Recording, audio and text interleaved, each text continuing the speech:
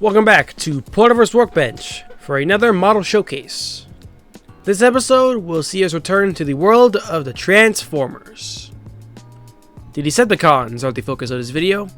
Up for showcasing are my custom models of Starscream, Soundwave, and Megatron. These models depict my ideal designs for the characters, but are also separate from all my Porterverse stuff. These are just for fun. We'll go through how I made each of these models one by one. Let's start with Starscream. Starscream was probably the hardest to find a base model for. He is a fighter jet, which are usually massive in real life. If you wonder why HO00 scale models of, say, a Boeing 747 doesn't exist, it's because it will be absolutely enormous and unbelievably expensive, even if it did exist. Starscream is usually an F-15, F-14, or some other iteration of some fighter jet, depending on the iteration of them. I personally see Starscream as a small and somewhat compact fighter jet. Something that Megatron sees as an insect that keeps bothering him all the time. I also wanted a base model that was relatively easy to find on the market, in case I ever decided to make Sunstorm. I eventually found this little toy jet on eBay. It looked like an F-14 and was decently sized for what I wanted, and so I moved forward with it. It is all plastic and held in by screws, so it was easy to take apart and sand down everything for painting, which I did once the model arrived. I primed the two halves with a brush-on gray acrylic, just a custom mixture of mine, and used paint pens for the initial base coats of the reds and blues. I like to do this on some models to achieve an even finish for bright colors. After that, I brushed on a light gray acrylic for most of the body, this being Barrel's Timeless Gray, and then used Barrel's Bright Red and Cobalt Hue for the reds and blues respectively. This was followed by Barrel's King's Gold for the visor, and my primer mixture for the accent colors of dark gray. All these were followed by a multitude of touch-ups with toothpicks. After painting, I brushed on a matte finish Mod Podge to seal everything in. And once that dried, I completed the last thing by adding the Decepticon insignias to his wings. And boom! We have a Starscream. Gotta love this crazy guy. You can't keep me in here, Megatron! Now onto the auto-tuned dad of the faction, Soundwave. Soundwave is a character where nearly anything goes when it comes to his alt mode. He's been a boombox, a car, a jet, thing, and even a freaking torpedo. Damn near anything works for Soundwave.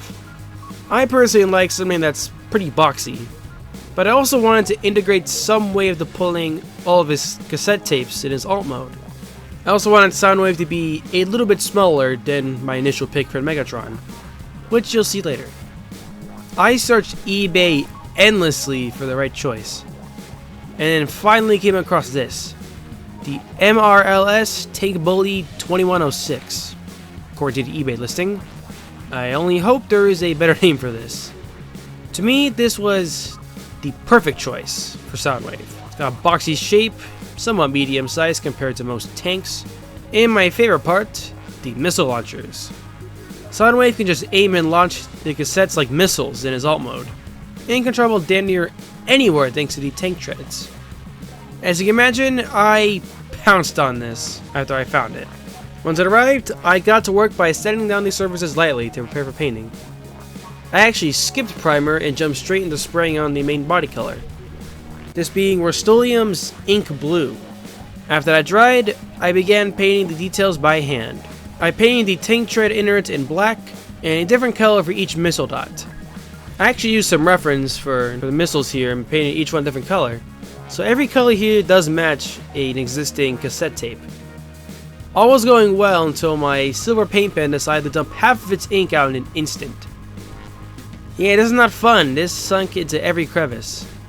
I wiped off what I could, but I had to end up color matching brush on acrylic the best I could, as I did not want to have to start over. After applying the Decepticon insignias, Soundwave was done. I am really happy with this model. I love his unique outline. I don't think I've really seen anyone depict Soundwave like this. It's pretty cool, I find.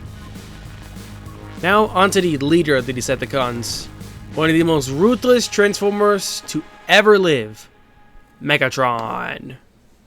Megatron was a character I just knew had to be done right. I wanted an alt mode for him that looked absolutely terrifying. I mean, have you seen what he did to Trailbreaker in the Skybound comics? After searching, I eventually landed on using a US Army M53 150mm SP howitzer tank. This tank just looks powerful, and is pretty large. Once it arrived, I disassembled the model and sprayed it with chrome spray paint. Now, I do apologize.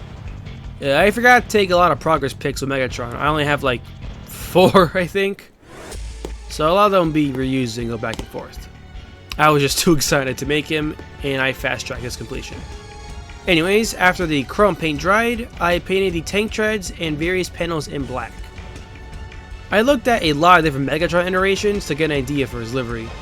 I wanted something mostly G1 accurate, but with some other accent colors sprinkled in, not just monotonous gray/silver. So I stuck with just 3 colors for Megs: chrome, black, and purple. The purple was used very sparingly, only for this little running board piece that was on the sides. Gives a little pop of color. After painting, I sealed in the black and purple bits with matte finish Mod Podge, and intentionally left the chrome as it was.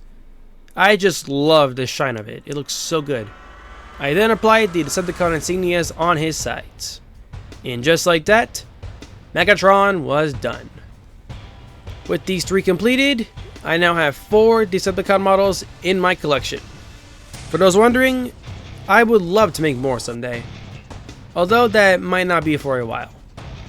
But I do have more Transformer models already made and are ready for showcase, and that will be out very soon. But that's for another time. Thank you all very much for watching, and I will see you all same time next week.